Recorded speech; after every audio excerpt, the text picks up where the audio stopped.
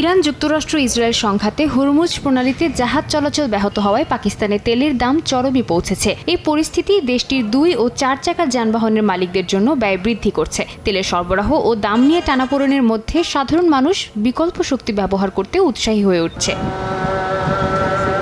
রাওয়ালপিন্ডি, লাহোর ও ইসলামাবাদে বৈদ্যুতিক বাইকের চাহিদা ব্যাপকভাবে বেড়েছে। হাইব্রিড ইভি ইঞ্জিনিয়ারিং এবং আলী খান অটো কোম্পানির মতো প্রতিষ্ঠানগুলোতে দেখা যাচ্ছে ক্রেতাদের বাড়তি চাপ। জ্বালানি চালিত নতুন ও পুরানো বাইকগুলোকে বৈদ্যুতিক বাইকে রূপান্তরের জন্য মানুষ ব্যস্ত হয়ে উঠছে। আগে যাদের ব্যবসা ছিল তারা কনভার্সন করাতে আসতো, এখন পেট্রোলের দাম এবং অনিশ্চয়তায় অতিষ্ঠ হয়ে সাধারণ ক্রেতারাও আসছেন। বাড়িতে চার্জ দেওয়ার সুবিধা থাকায় বৈদ্যুতিক বাইক ব্যবহারকারীদের জন্য সাশ্রয়ী। সাধারণ পরিবারের ক্রেতারা সহজে ও কম খরচে চলাচল করতে পারছে, যা তেলের ব্যয় ও নির্ভরতা কমাচ্ছে।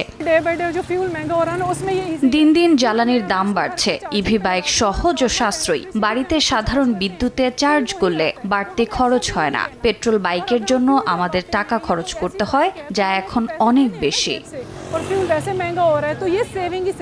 বৈদ্যুতিক বাইকের ব্যবহার কেবল ব্যক্তিগত ব্যয় কমাচ্ছে না, তেলের আমদানি হ্রাস ও বৈদেশিক মুদ্রা সংরক্ষণেও সাহায্য করছে। একই সঙ্গে যানবাহনের কালো ধোঁয়া নির্গমন কমানোর মাধ্যমে পরিবেশ বান্ধব বিকল্প উপস্থাপন করছে। সাদিয়া তাসনিম, সময় সংবাদ।